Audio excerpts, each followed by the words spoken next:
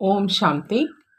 அவ்யக்த முரளி 27/3/1985. அவ்யக்த பாப்தாதா, மதுபன். இன்றைய முரளியின் தலைப்பு கர்மாதீத் நிலை. கர்மாதீத் நிலை. இன்று பாப்தாதா நாலாபுறமும் இருக்கின்ற குழந்தைகளை பார்ப்பதற்காக விசேஷமாக சுற்றி வலம் வர சென்றாங்க.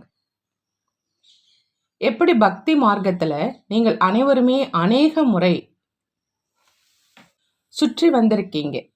இன்று பாப்தாதாவும் நாலாபுறங்களும் இருக்கின்ற உண்மையான பிராமணர்களின் ஸ்தானங்களை சுத்தி வந்தாங்க. அனைத்து குழந்தைகளின் ஸ்தானங்களையும் பார்த்தோன்னு பாப்தாதா சொல்றாங்க. ஸ்திதி, அதாவது நிலையையும் பார்த்தோம். ஸ்தானங்கள் விதிபூர்வமாக பல வகையில அலங்கரிக்கப்பட்டிருந்தன. சில ஸ்தூல சாதனங்களினால் கவர்ந்து இழுப்பவையாக இருந்தன. சில தபஸ்யாவின் வைப்ரேஷன் மூலம் கவர்ந்து இழுப்பவையாக இருந்தன. சில இடங்கள் தியாகம் மற்றும் சிரேஷ்ட பாக்கியம், அதாவது எளிமையாக மற்றும் சிரேஷ்ட நிலை என்ற இந்த வாயுமண்டலம் மூலம் கவர்ந்து இழுப்பவையாக இருந்தன. சில ஸ்தானங்கள், அதாவது இடங்கள் சாதாரண ரூபத்திலும் தென்பட்டன. அனைத்து ஈஸ்வரனின் நினைவிற்கான ஸ்தானத்தை பலவித ரூபத்தில் பார்த்தோம் அப்படின்னு பாப்தாதா சொல்றாங்க. நிலையா என்ன பார்த்தோம் அப்படின்னா, இதுலேயும் கூட பலவிதமான பிராமண குழந்தைகளினுடைய நிலையை பார்த்தோம். நேரத்துக்கு ஏற்ற மாதிரி குழந்தைகள் எவ்வளவு தயாராகி இருக்கிறாங்க, அவைகளை பார்ப்பதற்காக பிரம்ம பாபாவும் போனாங்களாம். பிரம்ம பாபா சொல்றாங்க, குழந்தைகள் அனைத்து பந்தனங்கள இருந்தும் விடுபட்டு பந்தனம் அற்றவராக, யோக சொரூபமானவராக, ஜீவன் முக்த் எவரடியாக இருக்கிறாங்க. குழந்தைகள் அனைத்து பந்தனங்களை இருந்தும் விடுபட்டு பந்தனம் அற்றவராக, யோக சொரூபமானவராக, ஜீவன் முக்த் எவரடியாக இருக்கிறாங்க. நேரத்துக்காக மட்டும் காத்து கொண்டு இருக்கிறாங்க. அந்த மாதிரி தயாராகி இருக்கீங்களா? ஏற்பாடுகள் ஆயிடுச்சா? நேரத்துக்காக மட்டும் காத்து கொண்டு இருக்கீங்களா? இந்த மாதிரி பாப்தாதா அவங்களுக்கு இடையே இந்த ஆன்மீக உரையாடல் இருந்தது. சிவபாபா சொல்றாங்க, பந்தனத்திலிருந்து எந்த அளவு விடுபட்டு இருக்கிறாங்க, யோக சொரூபமாக எந்த அளவு ஆயிருக்காங்க அப்படின்னு சுற்றி வலம் வந்து பார்த்தாங்களாம். ஏன் அப்படின்னா, பந்தனமற்ற ஆத்மாதான் ஜீவன் முக்த வாழ்க்கையினுடைய அனுபவம் செய்ய முடியும். எந்த ஒரு எல்லைக்கு உட்பட்ட ஆதாரம் இல்லை, அதாவது பந்தனத்திலிருந்து விலகி இருப்பவர். ஒருவேளை ஏதேனும் சிறிய மற்றும் பெரிய ஸ்தூலமாக மற்றும் சூட்சமமாக மனதால் மற்றும் காரியத்தினால எல்லைக்கு உட்பட்ட ஏதாவது ஆதரவு இருக்குதுன்னா பந்தனத்துல இருந்து விடுபட முடியாதுன்னு பாபா சொல்றான். ஆகையினால இதை பார்ப்பதற்காக விசேஷமா பிரம்ம பாபாவை சுற்றி வர சொன்னோம். என்ன பார்த்தார் அப்படின்னா, பெரும்பான்மையோர் பெரிய பெரிய பந்தனங்கள்ல இருந்து விடுபட்டுட்டாங்க. தெளிவாக தென்படும் பந்தனங்கள் மற்றும் கயிறுகள் அதிலிருந்து விலகிட்டாங்க. ஆனா இப்போ சில ஏதாவது சூட்சமமான பந்தனம் மற்றும் கயிறுகள் இன்னும் இருக்குது. அவற்றை மென்மையான புத்தியை தவிர வேறு யாரும் தெரிந்து கொள்ளவும் முடியாது, பார்க்கவும் முடியாது. எப்படி இன்றைய நாட்கள்ல அறிவியலை சேர்ந்தவர்களால் சூட்சமமான பொருட்களை, அதையும் சக்திசாலியான கண்ணாடி மூலம் பார்க்க முடியுது, அவற்றை சாதாரண முறையில் பார்க்க முடியாது. பாபா சொல்றாங்க, அந்த மாதிரி சூட்சம பகுத்தறியும் சக்தி மூலமா அந்த சூட்சமமான பந்தனங்களை பார்க்க முடியும் மற்றும் நுண்ணிய புத்தி மூலமா தெரிஞ்சிக்க முடியும். ஒருவேளை மேலோட்டமாக பார்த்தீங்க அப்படின்னா, பார்க்காத மற்றும் தெரியாத காரணத்தினால அவங்க தங்களை பந்தனமற்றவர்கள் என்றுதான் நினைத்து கொண்டே இருக்கிறாங்க. பிரம்ம பாபா அந்த மாதிரி சூட்சம ஆதரவை சோதனை செய்தார். மிக அதிகமான ஆதரவை 2 விதமாக பார்த்தாங்க. ஒரு மிக சூட்சமமான சொரூபமாக ஏதாவது சேவையின் துணைவனின் சூட்சம ஆதரவை பார்த்தோம். இதுலேயும் அநேக விதங்களை பார்த்தோம்னு சொல்றாங்க பாப்தாதா. சேவையினுடைய சகயோகியாக இருக்கிற காரணத்தினால, சேவை வளர்ச்சி அடைவதற்கு பொறுப்பாளராக இருக்கும் காரணத்தினால, அல்லது ஏதாவது விசேஷ குணம் இருக்கிற காரணத்தினால, விசேஷமா ஏதாவது சமஸ்காரம் ஒத்துப்போகும் காரணத்தினால, அல்லது அவ்வப்பொழுது ஏதாவது அதிகப்படியான உதவி கொடுக்கும் காரணத்தினால, இந்த மாதிரி காரணங்கள்னால் ரூபம் சேவையின் துணைவனாக சகயோகியாக இருக்கும். ஆனால் விசேஷ ஈர்ப்பு இருக்கிற காரணத்தினால் சூட்சும பற்றுதலில் விருப்பம் இருந்து கொண்டே இருக்கும். இதன் விளைவாக என்ன நடக்கும்? தந்தையினுடைய கொடுப்பினை என்பதை மறந்துடுறாங்க. இவர் மிக நல்ல சகயோகி, நல்ல விசேஷ சொரூபமானவர், குணம் நிறைந்தவர் என்று பிறர் நினைக்கிறாங்க.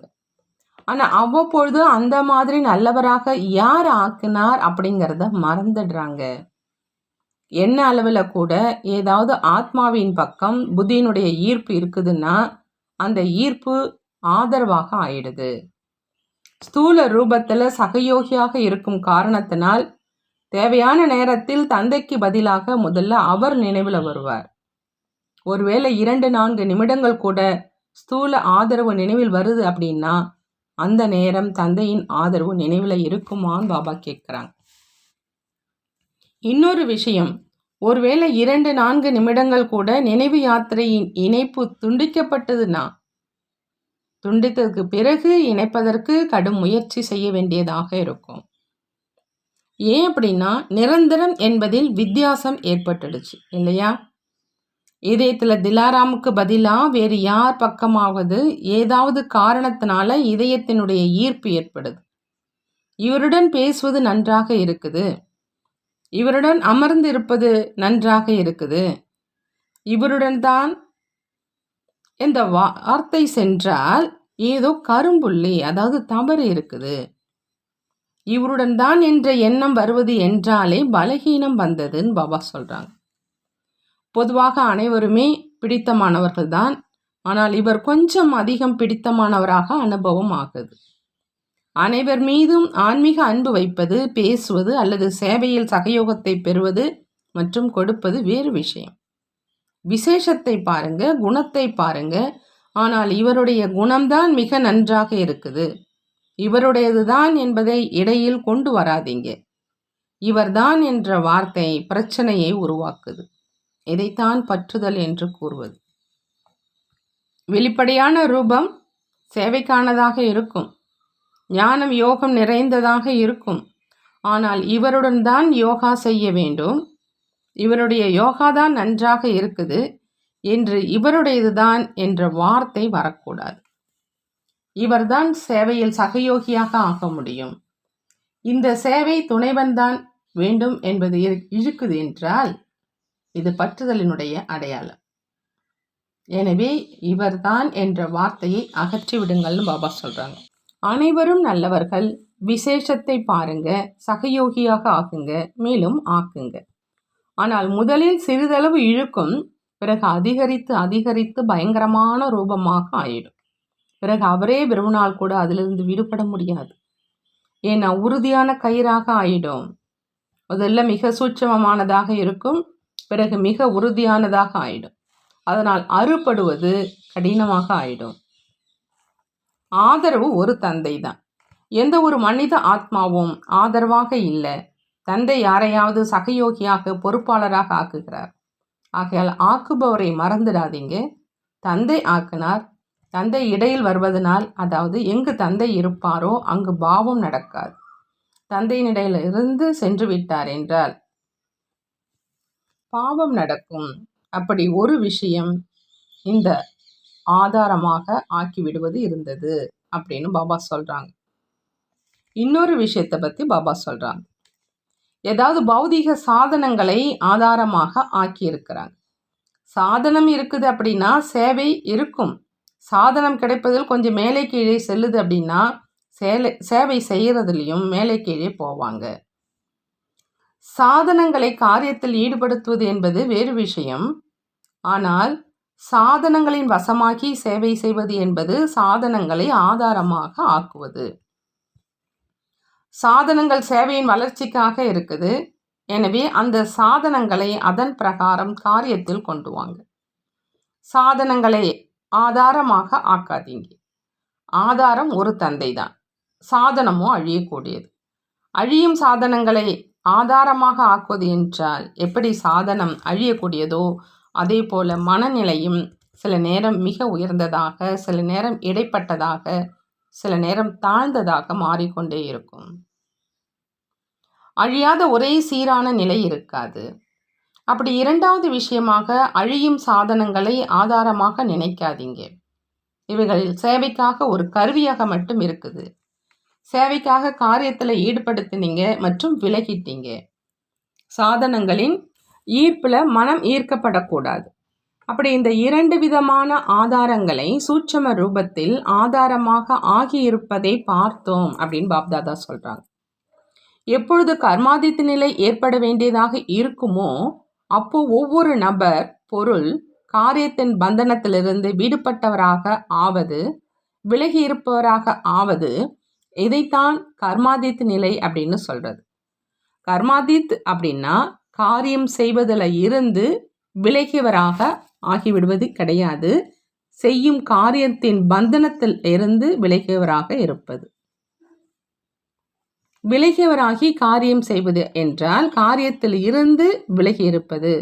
கர்மாதித் நிலை என்றால் பந்தனத்திலிருந்து விடுபட்ட யோக சொரூப ஜீவன் முக்தி நிலை. இன்னொரு முக்கிய விஷயமாக இதை பார்த்தோம்னு சொல்கிறாங்க பாபா. அவ்வப்பொழுது பகுத்தறியும் சக்தியில் அநேக குழந்தைகள் பலகீனமானவராக ஆகிடுறாங்க. பகுத்தறிய முடியாது, எனவே ஏமாற்றம் அடைந்துடுறாங்க. பகுத்தறியக்கூடிய சக்தி பலகீனமாக இருக்கிற காரணத்தினால புத்தியினுடைய ஈடுபாடு ஒருமித்து இருக்காது. எங்கு ஒருமித்த நிலை இருக்குமோ அங்கு பகுத்தறியும் சக்தி இயல்பாக அதிகரிக்கும். ஒருமித்த நிலை அப்படின்னா ஒரு தந்தையோடு எப்பொழுதும் முழு ஈடுபாட்டில் மூழ்கி இருப்பது. ஒருமித்த நிலை என்றால் ஒரு தந்தையோடு எப்பொழுதும் முழு ஈடுபாட்டில் மூழ்கி இருப்பது. அந்த ஒருமித்த நிலையினுடைய அடையாளம் எப்பொழுதும் பறக்கும் கலையினுடைய அனுபவம் நிறைந்த ஒரே சீரான நிலை இருக்கும். ஒரே சீரான நிலை என்பதனுடைய பொருள் அதே வேகம் இருக்குதுன்னா ஒரே சீரான நிலை இருக்குது என்பதல்ல. ஒரே சீரான நிலை என்றால் எப்பொழுதும் பறக்கும் கலையினுடைய அனுபவம் இருக்கணும். இதில் ஒரே சீரான நிலை நேற்று என்னவாக இருந்ததோ அதில் இன்று சதவீதம் வளர்ச்சி அடைந்ததாக அனுபவம் செய்யணும். இதைத்தான் பறக்கும் கலை அப்படின்னு சொல்கிறது. அந்த மாதிரி சுய முன்னேற்றத்திற்காக, சேவையின் முன்னேற்றத்திற்காக பகுத்தறியும் சக்தி மிக அவசியம். பகுத்தறியும் சக்தி பலகீனமாக இருக்கிற காரணத்தினால தன்னுடைய பலகீனத்தை பலகீனம் என்று புரிந்து கொள்வது இல்லை. இன்னும் அதிகமாக தன்னுடைய பலகீனத்தை மறைப்பதற்காக அல்லது நிரூபிப்பதற்காக அல்லது பிடிவாதம் செய்வாங்க. இந்த இரண்டு விஷயங்களை மறைப்பதற்கான விசேஷ சாதனங்கள் மனதில் சில நேரம் உணர்தலும் இருக்கும். ஆனால் இருந்தும் முழுமையான பகுத்தறியும் சக்தி இல்லாத காரணத்தினால தன்னை எப்பொழுதும் சரி மற்றும் புத்திசாலி என்று நிரூபிப்பாங்க. புரிந்ததா அப்படின்னு பாபா கேட்குறாங்க. கர்மாதீத் ஆகவும் வேண்டும் இல்லையா? வரிசை எண்ணம் ஒன்றில் வர வேண்டும் இல்லையா? சோதனை செய்யுங்க. நல்ல முறையில் யோக சொரூபமானவராக ஆகி பகுத்தறியும் சக்தியை தாரணை செய்யுங்க. பாபா சொல்றாங்க, நல்ல முறையில் யோக சொரூபமானவராக ஆகி பகுத்தறியும் சக்தியை தாரணை செய்ய சொல்றாங்க. ஒருமித்த புத்தி உடையவராகி பிறகு சோதனை செய்யுங்க. அதனால என்னென்ன சூட்சும குறை இருக்குமோ அது தெளிவான ரூபத்தில் தென்படும். நீங்கள் உங்களையே சரியாகத்தான் இருக்கிறேன், மிக நன்றாக போய்கொண்டு இருக்கிறேன், கர்மாதித் ஆக நான் தான் ஆவேன் என்று உங்களை நீங்கள் புரிந்து கொண்டிருக்கீங்க. மேலும் நேரம் வரும்பொழுது இந்த சூட்சம பந்தனம் மேலே செல்ல விடாமல் ஆக்கிவிட்டது என்று அப்படி நடந்துடக்கூடாது. பிறகு அந்த நேரத்துல என்ன செய்வீங்கன்னு பாபா கேட்கிறாங்க. காலில் கட்டப்பட்டு இருக்கும் நபர் ஒருவேளை பறக்க விரும்புகிறார் என்றால் பறப்பாரா அல்லது கீழே இருந்து விடுவாரா? ஆகையினால இந்த சூட்சம பந்தனம் தேவையான நேரத்தில் வரிசை எண்ணை பெறுவதில்லை மற்றும் உடன் செல்வதில்லை அல்லது எவரடியாக ஆவதில்லை பந்தனமாக ஆகிடக்கூடாது. ஆகையினால பிரம்ம பாபா சோதனை செய்து கொண்டிருந்தார். யாரை உங்களுடைய ஆதாரமாக நினைச்சீங்களோ அது ஆதாரம் இல்லை, ஆனால் அது ராயல் கயிறு. எப்படி பொன்மானின் உதாரணம் இருக்குது இல்லையா? இது சீத்தையை எங்கு கொண்டு சென்றது? அப்படி இந்த பந்தனம் தான் பொன்மானாகும். இதை பொன் என்று நினைப்பது என்றால் தன்னுடைய சிரேஷ்ட பாக்கியத்தை இழப்பது. தங்கம் இல்லை, ஆனால் இழப்பது. ராமை இழந்தார், அசோகவனத்தில் துன்புற்று அமர்ந்திருந்தார். பிரம்ம பாபாவுக்கு குழந்தைகள் மீது விசேஷ அன்பு இருக்குது. ஆகையினால பிரம்ம பாபா எப்பொழுதும் குழந்தைகளை தனக்கு சமமாக எவரடியாக பந்தனம் அற்றவராக பார்க்க விரும்புகிறாங்க. பந்தனம் அற்றவர்களினுடைய காட்சியை தான் பார்த்தார் இல்லையா? எவ்வளவு நேரத்தில் எவரடியானார்? யாருடைய பந்தனத்திலாவது கட்டப்பட்டாரா? இன்னார் எங்கு இருக்கிறார் என்று யாருடைய நினைவாவது வந்ததா? இன்னார் சேவையில் துணையாக இருப்பவர் என்று நினைவு வந்ததா? அப்படி எவரடியினுடைய பங்கை, கர்மாதித்த நிலையினுடைய பங்கை பார்த்தீங்க இல்லையா? எவ்வளவுதான் குழந்தைகள் மீது அதிக அன்பு இருந்ததோ அந்த அளவு அன்பானவராக விலகி இருப்பவராக பார்த்தீங்க இல்லையா? அழைப்பு வந்தது, உடனே சென்று விட்டார். இல்லை என்றால் மிக அதிகமான அன்பு குழந்தைகள் மீது பிரம்ம பாபாவுக்கு தான் இருந்தது. எவ்வளவு அன்பானவராக இருந்தாரோ அவ்வளவு விலகியவராகவும் இருந்தார். விலகி இருப்பதையும் நீங்கள் அனைவரும் பார்த்தீங்க இல்லையா? ஏதாவது ஒரு பொருள் அல்லது உணவு பதார்த்தம் தயாராக ஆயிடுச்சுன்னா அது பதார்த்தத்தில் ஒட்டாது விலகிடும். அப்படி சம்பூர்ணம் ஆவது என்றால் அது விலகி விட்டு விடுவது என்றால் விலகியவர் ஆகிவிடுவது. ஆதாரம் ஒரே ஒரு அழியாத ஆதாரம் மட்டும்தான். எந்த நபரையும் வைபவத்தையும் பொருளையும் ஆதாரமாக ஆக்காதீங்க. இதைத்தான் கர்மாதித்த நிலை அப்படின்னு சொல்றது. ஒரு பொழுதும் மறைக்காதீங்க. மறைப்பதால் அது இன்னும் அதிகரித்து கொண்டே இருக்கும். விஷயம் பெரியதாக இருக்காது. ஆனால் எந்த அளவு மறைப்பாங்களோ அந்த அளவு அந்த விஷயத்தை பெரியதாக ஆக்கிடுறாங்க. எந்த அளவு தன்னை சரி என்று நிரூபிக்க முயற்சி செய்கிறாங்களோ அந்த அளவு விஷயத்தை பெரிதாக்கிடுறாங்க. எந்த அளவு பிடிவாதம் செய்வாங்களோ அந்த அளவு விஷயத்தை பெரிதாக்குறாங்க. ஆகினால் விஷயத்தை பெரிதாக ஆக்காமல் ஆரம்ப அளவிலேயே அதை அழிச்சிருங்க. அது சுலபமாக இருக்கும். மேலும் குஷியும் ஏற்படும்.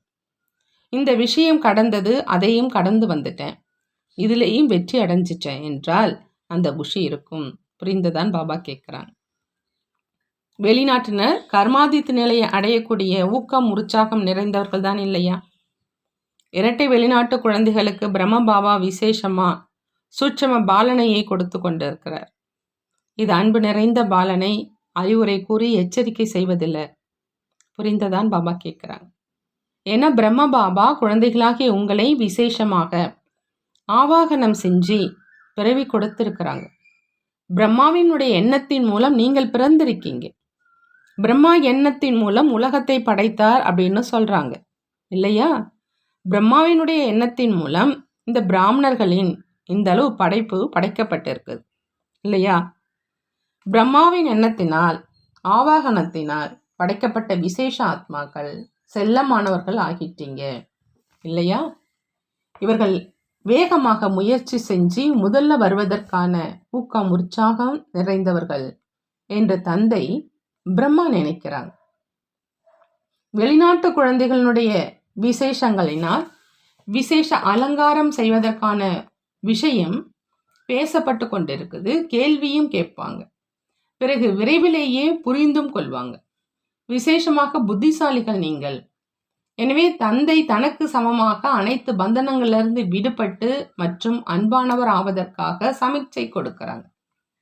யார் எதிரில் இருக்கிறாங்களோ அவர்களிடம் மட்டும் கூறிக்கொண்டு இருக்கிறாங்க என்பதில்லை, அனைத்து குழந்தைகளுக்கும் சொல்றாங்க.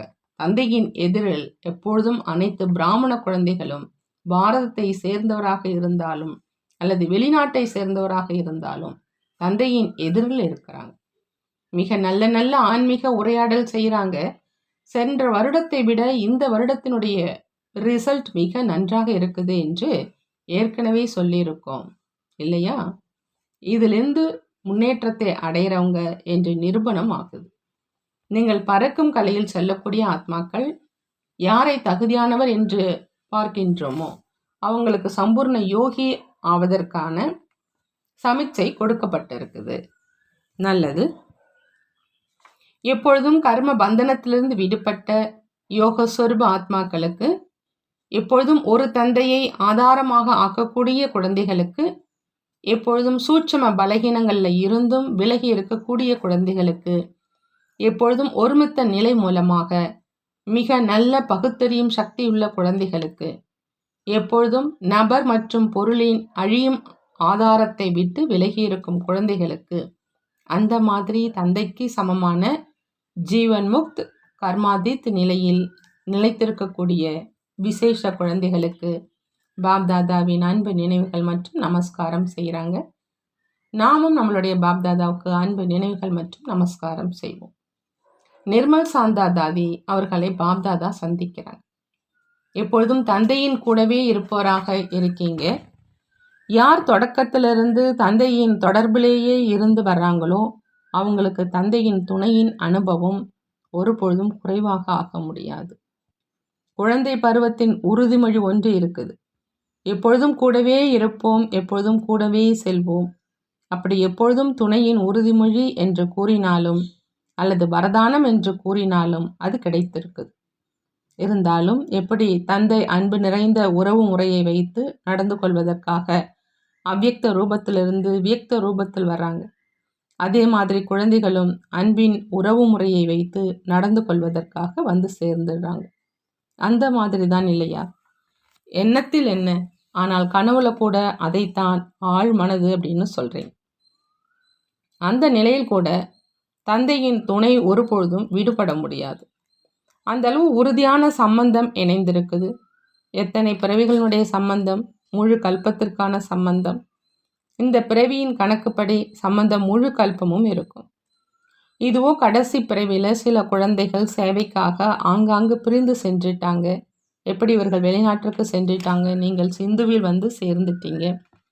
அப்படி ஒவ்வொருவரும் வேறு வேறு இடங்களில் சென்றிருக்கீங்க.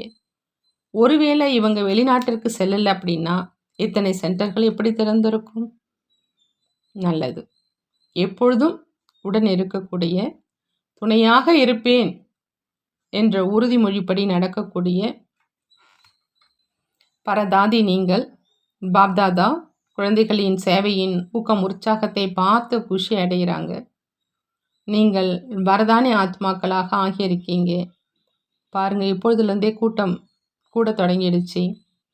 எப்பொழுது இன்னும் வளர்ச்சி அடைந்துடுமோ அப்போது எவ்வளோ கூட்டம் இருக்கும். இது வரதான ரூபத்தின் விசேஷத்தின் வேர் உருவாகி கொண்டு இருக்குது. எப்பொழுது அதிக கூட்டம் ஆயிடுச்சு என்றால் பின்பு என்ன செய்வீங்க? வரதானம் கொடுப்பீங்க, திருஷ்டி கொடுப்பீங்க. எங்கிருந்து தான் சைத்தன்ய மூர்த்திகள் பிரசித்தி ஆவாங்க. எப்படி தொடக்க காலத்தில் அனைவரும் உங்களை தேவிகள் என்று சொன்னாங்க, அதே மாதிரி இறுதியிலும் உங்களை தெரிந்து கொண்டு தேவிகள் தேவிகள் அப்படின்னு சொல்லுவாங்க. ஜெய் தேவி ஜெய் தேவி என்பது இங்கிருந்து தான் தொடங்கியது அப்படின்னு பாபா சொல்கிறாங்க. நல்லது. பாபா வரதானம் கொடுக்குறாங்க. ஈஸ்வரிய சட்டத்தை புரிந்து விதி மூலம் சித்தியை பிராப்தி செய்யக்கூடிய முதல் டிவிஷனின் அதிகாரி ஆகுக. ஈஸ்வரிய சட்டத்தை புரிந்து விதி மூலம் சித்தியை பிராப்தி செய்யக்கூடிய முதல் டிவிஷனின் அதிகாரி ஆகுக. முதல் டிவிஷனினுடைய அதிகாரியாக ஆகணும் அப்படின்னா பாப்தாதா சொல்கிறாங்க, ஈஸ்வரிய சட்டத்தை புரிஞ்சுக்கணும், விதி மூலமாக சித்தியை பிராப்தி செய்யணும். தைரியம் என்ற ஒரு அடி இருக்குது அப்படின்னா உதவி என்ற பல அடி இருக்குது. நாடகத்தில் இந்த சட்டத்தின் விதி நிரம்பி இருக்குது. ஒருவேளை இந்த விதி சட்டத்தில் இல்லை அப்படின்னா அனைவரும் உலகின் முதல் ராஜாவாக ஆயிடுவாங்க. வரிசைக்கிரமாக ஆவதற்காக சட்டம் இந்த விதியின் காரணமாகத்தான் உருவாகி இருக்கு. எனவே எந்த அளவு விரும்புறீங்களோ அவ்வளவு தைரியம் வைங்க மற்றும் உதவியை பெற்றுக்குங்க. நீங்கள் சமர்ப்பணமானவராக இருந்தாலும் அல்லது குடும்பத்தில் இருப்பவராக இருந்தாலும் அனைவருக்கும் அதிகாரம் சமமானது. ஆனால் விதி மூலம் சித்தி இந்த ஈஸ்வரிய சட்டத்தை புரிந்து அலட்சியத்தின் லீலையை முடிவு கட்டினீங்க என்றால் முதல் டிவிஷனில் வருவதற்கான அதிகாரம் கிடைத்துவிடும். ஸ்லோகன்ல பாபா சொல்றாங்க, எண்ணத்தின் பொக்கிஷத்திற்காக சிக்கனத்தின் அவதாரமாக ஆகுங்கள். எண்ணத்தின் பொக்கிஷத்திற்காக சிக்கனத்தின் அவதாரமாக ஆகுங்கள். நல்லது. ஓம் சாந்தி. நன்றி பாபா. நன்றி.